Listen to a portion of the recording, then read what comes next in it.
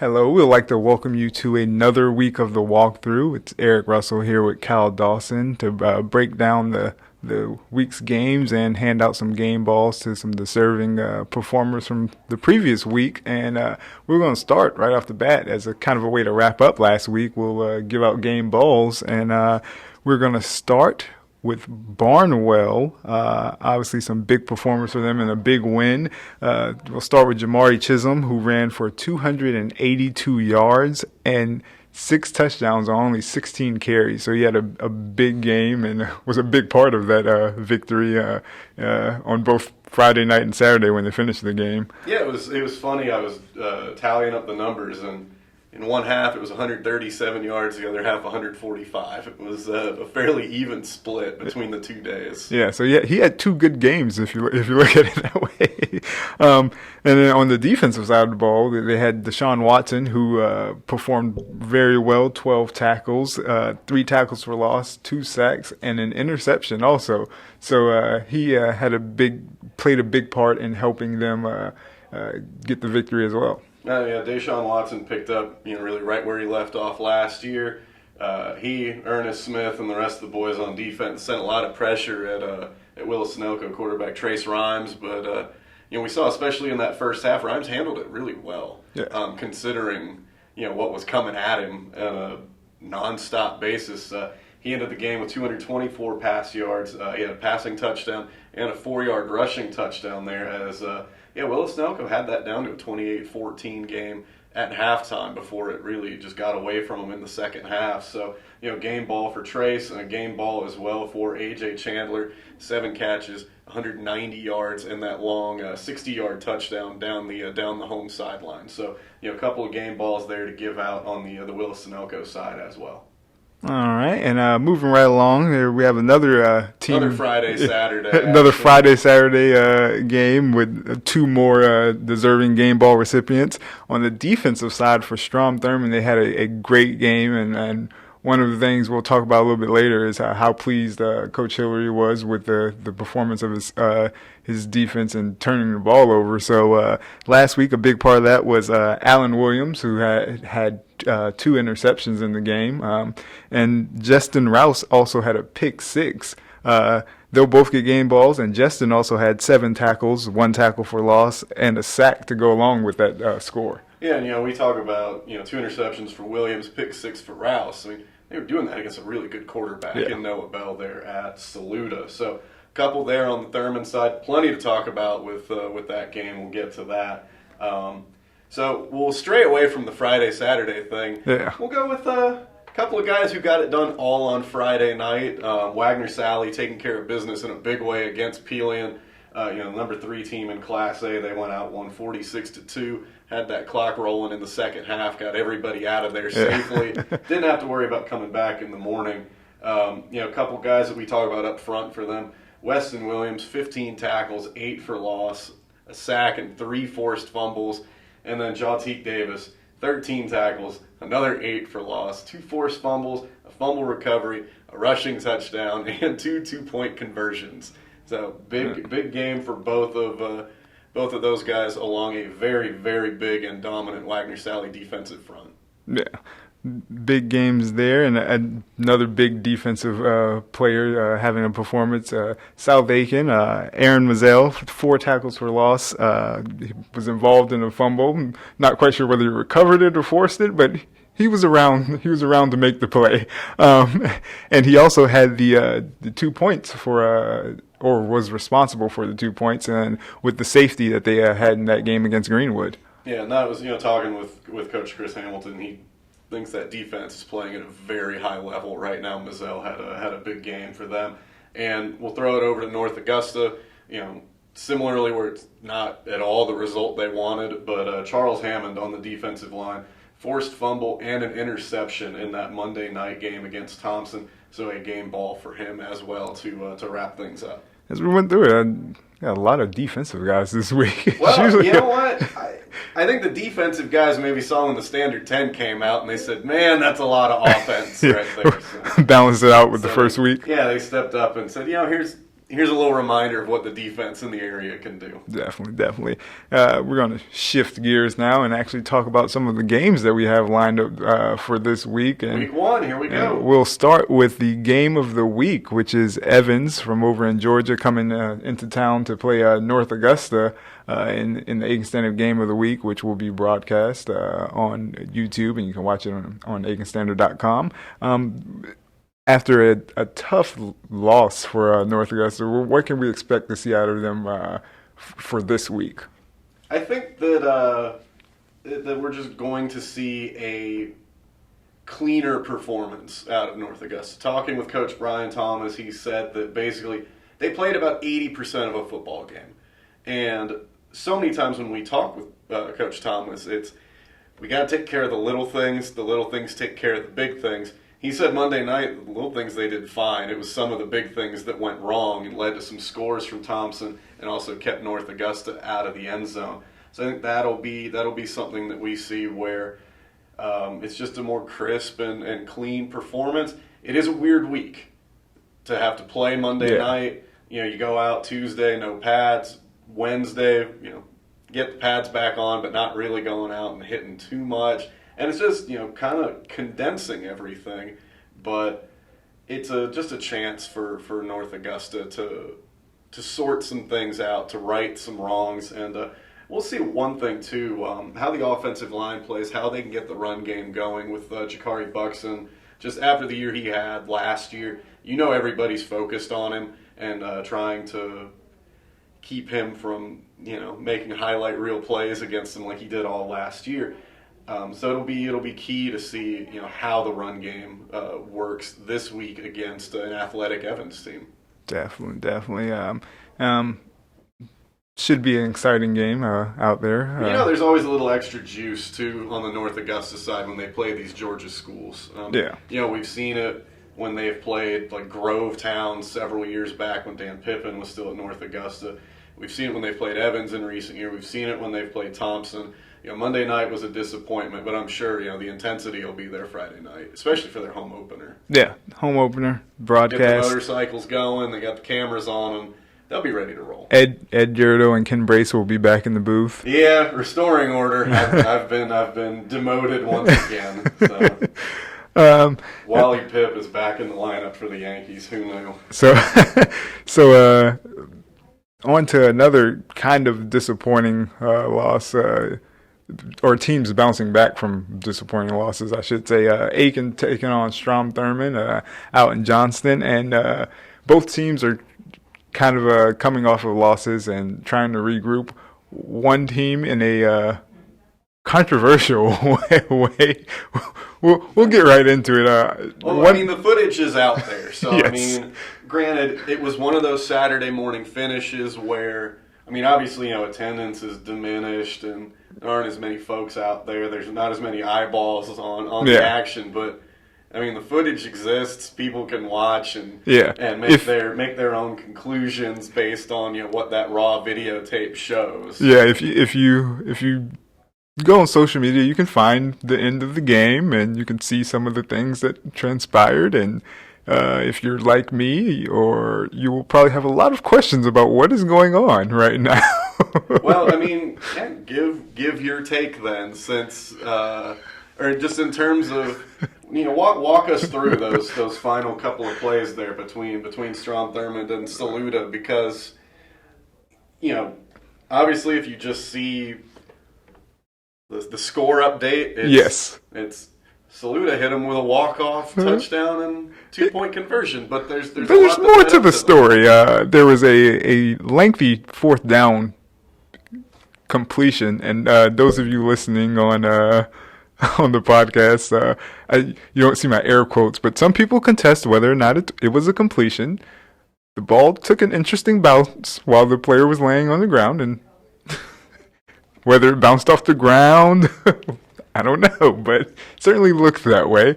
There were some clock issues, and it just all resulted in Saluda getting a couple plays off that some also may feel that they shouldn't have gotten off, and they were able to escape with the victory. And one of the big things about that is you have to kind of have a short memory if you're Strom Thurmond, and Hillary talked about getting his kids focused on the next one, even though it was a disappointing loss. And so that's one of the things they've had to deal with. But some positives from that game that Hillary said he saw was he really liked the way his defense performed. They created 6 turnovers. Obviously, Allen Williams had a couple, and then Rouse took one in for a score. And he really liked what he saw from them and how they were able to do that against a team that was really good at passing the ball. Well, yeah, I think the final number for Noah Bell, I think what I saw was 190 yards. Yeah. And he's going to have 300-plus yard games this season. Yeah, and when you think about it, 70 of those came on the last drive. Right, when it's desperation, he's in the football mode. Yeah. And this isn't us saying that we feel the game should have ended a particular way. Yeah. It ended how it ended, and they obviously had to move the ball a long way to get into position for all that to happen. Yes. We were just painting the picture for you, for you out there. Describing what was on the tape. Yes. Because as I said, it kind of plays a factor into preparing for the next week and kind of clearing it from. And we've seen some wild Strom Thurmond Aiken games in recent years. We have. Ones that have been really, really tense matchups, games that have gone down to the wire. So I mean, if you're Thurmond, you have to get over that from a Saturday morning to be ready for a Friday night game. And then if you're Aiken, you're having to recover from a really, really rough road trip up to Chester last Thursday to get things right for another road game over in Johnston. Yeah, kind of clearing that from their mind as well. Obviously, they'll be looking to produce some more offensively this week. One thing that stayed true to form, their return game is really good. It doesn't. It doesn't do a ton for the offense. Yeah, but you get 6 points out of it. But we saw it in the Aiken County scrimmage. 2 kick returns for touchdowns against Wagener-Salley. The offense didn't really get to run a play until I think 12 minutes in. Yeah. The offense obviously got to spend more time out on the field against Chester. Didn't go so great. But Jarvis Jones, 93 yards on a kick return for a touchdown, shows that that athleticism is there in a lot of spots for Aiken. They've got guys who can move. Yeah. It's just a matter of making that happen. I mean, consistently on offense and really playing well on both lines as well. Yeah. So we'll see what they can do against this Thurmond defense. And one other note that Hillary mentioned was his offense.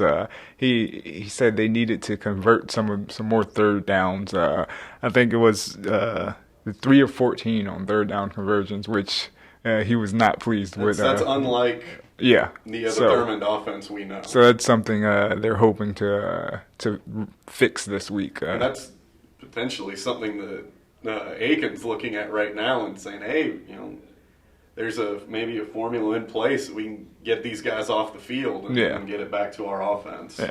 But moving right along to another 4A matchup, we got South Aiken taking on a Georgia school as well and playing Lakeside, who's coming back across the river this week after not getting to actually play their game last week. Well, they got to play just under a quarter of that game over there in Midland Valley, but that one, initially was going to continue at 10 a.m. Saturday, then 10 p.m. Friday, then you know what? Don't worry about it. Let's just scrap that. But so not a lot really of not necessarily a lot of film to look at. Yeah. However, Chris Hamilton is looking at it. Coach Mack's looking at it. They're seeing over there at Lakeside, especially on the offensive side, nothing real fancy, but a good offensive line, a big team, athletic quarterback, a team that does things fairly consistently offensively.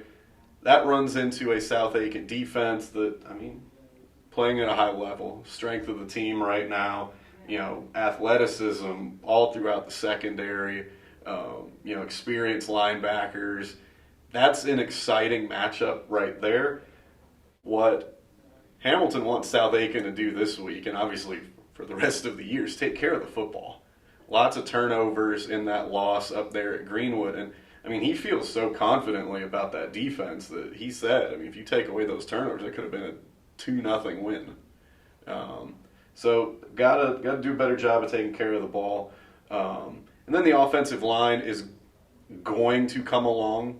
It's just factoring in some young guys who just have to gain that experience to turn into what we've come to expect from a South Aiken offensive line.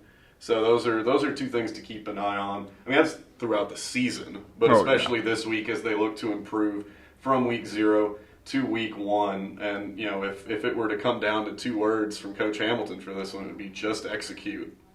Well, yeah, that puts it simply, but obviously it's what you got to do. Yeah, that's what was missing Friday night at Greenwood's. That's what they want to see at Lakeside. Definitely. And Lakeside's opponent last week was Midland Valley, and they have another game against another Georgia school in Grovetown.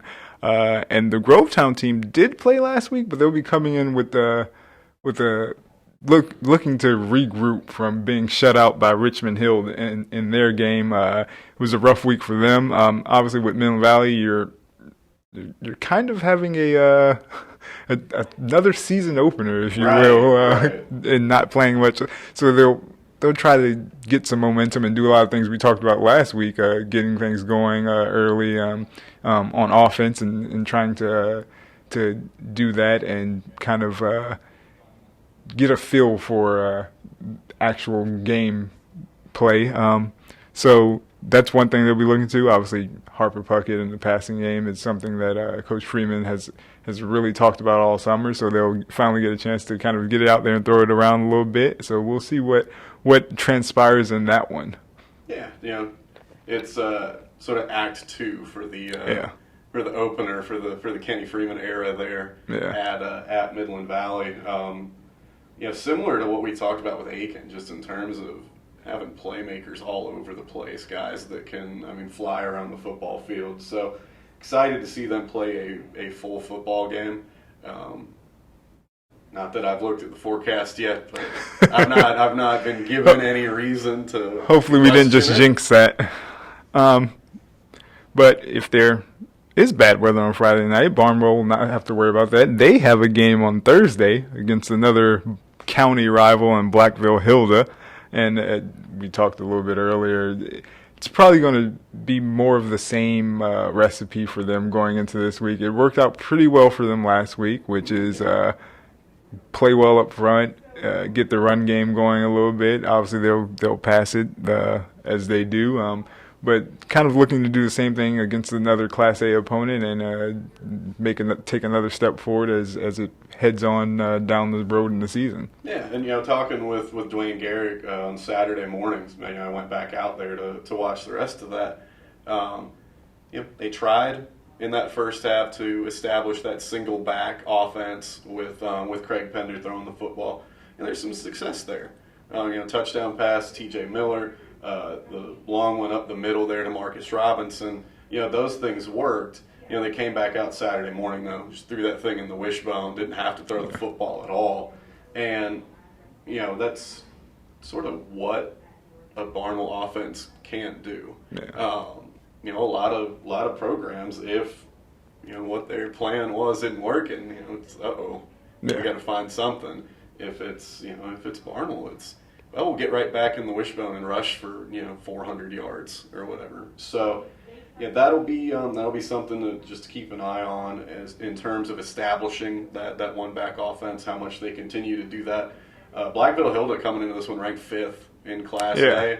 You know, Brandon Isaac, a Blackville-Hilda alum, a USC alum, coming in to coach the Hawks. They won 36-14 against Bethune-Bowman over the weekend. You know, lots to be excited about there with Blackville-Hilda, and it's a tough test Thursday night. Yeah, it's a tough test. So we'll see. I mean, we're seeing that with our Class A programs, all playing up during the non-region, all playing big physical opponents, things that they feel are going to help them come the postseason. I think playing a team like Blackville-Hilda isn't going to hurt Barnwell either. Because, definitely. I mean, that's a it's a different breed of kid over there in Blackville-Hilda. A very formidable opponent there in Blackville-Hilda. They're tough. And in our next game that we'll talk about, we'll have Fox Creek finally getting into action and the Lafayette Stewart era begins. Yes, they had the bye week last week, but they'll get things started against a Wagener-Salley team that, much like Barnwell, will look to do the same thing it did last week as well. They went out, handled business as usual against Pillion, and now they have a test in a Class 2A school.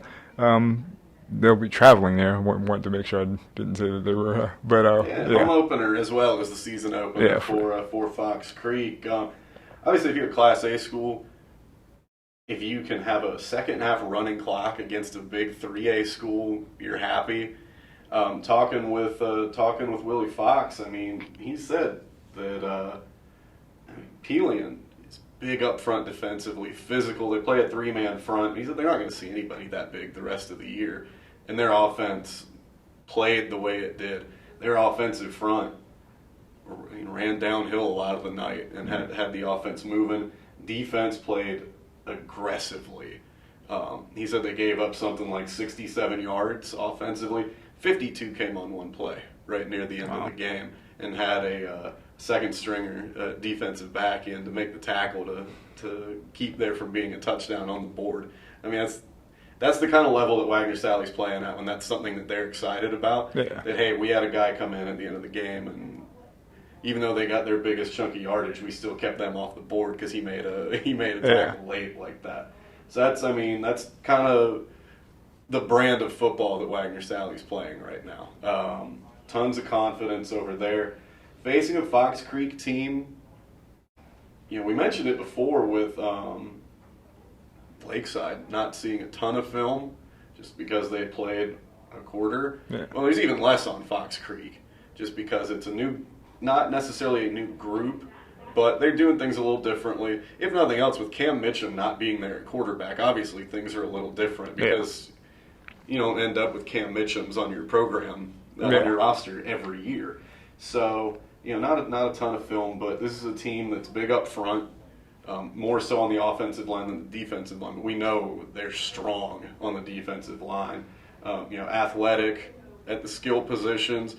That Peanut Butler is going to get the ball in a variety of ways. That's the one thing you can count on. You have to do what you can to keep him from getting around or behind you. Some teams found that was very difficult to do last year. Yeah. So that's a key. You gotta just keep those Fox Creek skill guys from getting into space. One thing that Wagener-Salley loves to do defensively is identify what you do offensively and completely take it away from you. So that'll be an interesting battle of wills there, in a way. And it'll just be really cool to get that first look at a Lafayette Stewart football team. Sounds good. The other team that had the week off last week was Silver Bluff, and they'll open up the season on the road at Williston-Elko this week, and we'll get to learn a lot about that Silver Bluff team that we don't know since they lost so many talented seniors last year. I mean, guys just that had done so much for that program, that had endured a total program change. Yeah. And guys that, gave the home crowd a lot to be excited about last year. That's the type of thing that you really love to have as a head coach in your first year there. Yeah. And the problem is, they're not there the next year. Yeah, definitely. So graduated 19 seniors, as I said.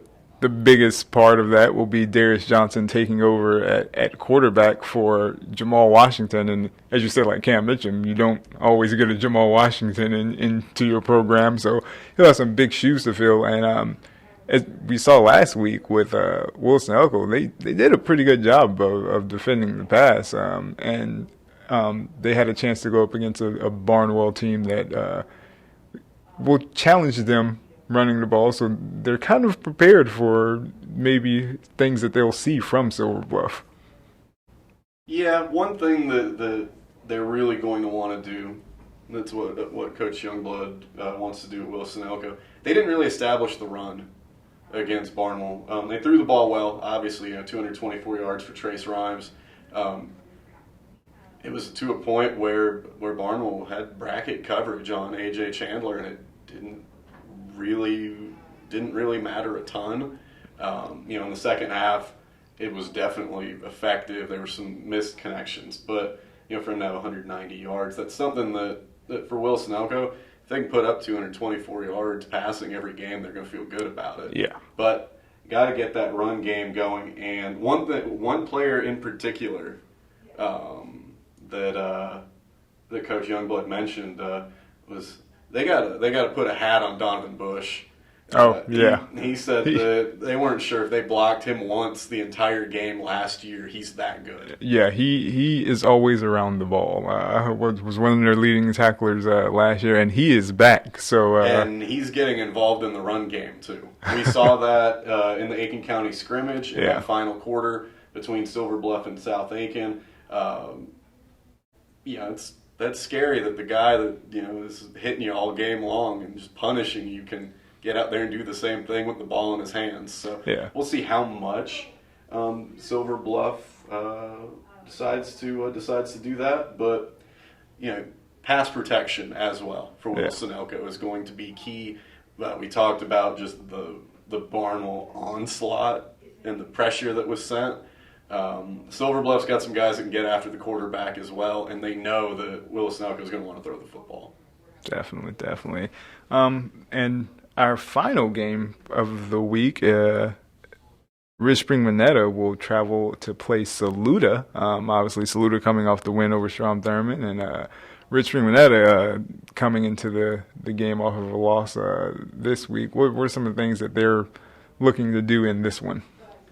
Well, for Spring-Monetta, the Trojans played a little more than a half last Friday against Batesburg-Leesville. They just went ahead and called that one. They didn't worry about getting out there for Saturday or anything like that. But Brian Smith wants to see some fight from his guys. He wants to see them play more physical. They're young in some key spots. They're breaking in some new guys on the offensive line, on the defensive line, at linebacker. So obviously he wants to see just improvement. Obviously that's something they want to see every week, but this week will be the first chance to do that. Take care of the football. They had a couple turnovers against Batesburg-Leesville. Early penalties, I think he said they had 6 in the first quarter. Take care of that. Better on special teams. Scoring in the red zone. You look, that's 21-0 on paper against Batesburg-Leesville. Spring-Monetta had it inside the 5 twice and didn't score. That's a difference maker. And then another situation, Coach Smith said that Batesburg-Leesville had a 3rd and 10 at its own 4. RSM was, as Coach Smith described it, a quarter of a second away from a hit in the end zone that would have been a safety, and it was a 96-yard passing touchdown. That's rough. So those are the kind of things that he wants to see, just cleaned up, just to see, the guys improve on. We know just guys like Cameron Davis playing up front on both sides, Collier Sullivan at running back, Trey Dean on the defensive line, guys that played well in that game Friday night, guys that we know Saluda will be game planning for. So, we'll see how they perform, how their teammates do around them. Coach Smith said, and he's seen a lot of Saluda football teams, from his coaching experience in the area. He said this is as good of a Saluda team as he's seen.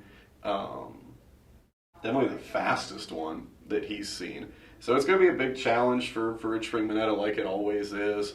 And maybe the big key, and we talked about it last week, these 2 first games for RSM against Class 2A teams, keep everybody healthy. Because it's a long region stretch coming up soon, and you don't want to have a Corey Hopkins type situation like we mentioned last week, where a key guy goes out and sprains an ankle or something that's going to hamper him all season long. Definitely. Well, that's all the games we have. Everyone's in action. Yeah, it's another week that we have lots of good games to look forward to and see what happens. Can we get a big guess as to what you're expecting this week? I know I tried it last week and I jumped out on a limb there and I didn't come through. That's a broad question. I don't know if that means you're asking for an upset pick or that means Do you have an upset pick? my picks run in the Thursday or no, they run in the Friday paper. I make those picks on Thursday, so we'll see. I knew that was going to be the answer to that, but Well, I'm over here trying to sell some papers. Those picks appear in print on Friday, along with all of our pregame coverage. yes. That's kind of a little premium action for our subscribers.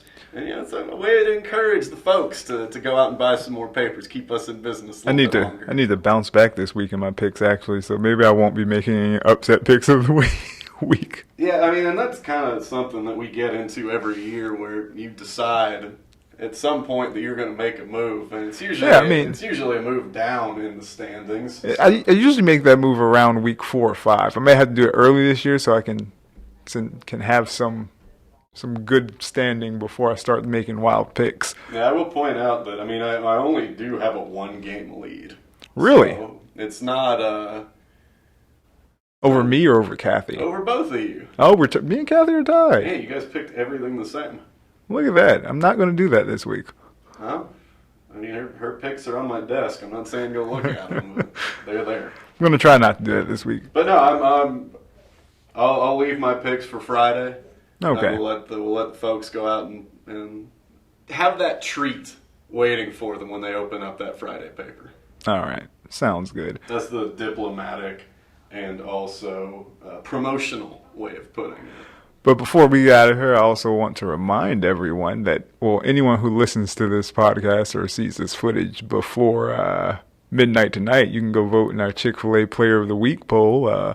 Some of the guys we talked about are in the running: Jamari Chisholm, A.J. Chandler, and Weston Williams. Big prize this year. Big prize this year. This year you get a year's worth, which I should explain. There's an asterisk here. It's a year's worth of gift cards for Chick-fil-A sandwiches, but it's technically 52, so you could have one each week, which would make it a year's worth. So that's still a lot of Chick-fil-A. So go vote, and we'll see who the winner is and who gets a lot of Chick-fil-A, and we'll see if they share with their teammates or if they keep all 52 for themselves. I think I would share, but I'm not sure, because it hasn't happened to me yet. If an offensive player wins, they gotta give them to the lineman, right? I would think so. If you're a running back and you get it, that's only 5 cards, 6 cards you got to give away depending on who you put up front. So no pressure, Jamari Chisholm. No pressure. If it's but you guys down the road, share with the lineman. But that is all we have for this week's walkthrough. Kyle Dawson, I'm Eric Russell, and we will be seeing you out there on the sidelines.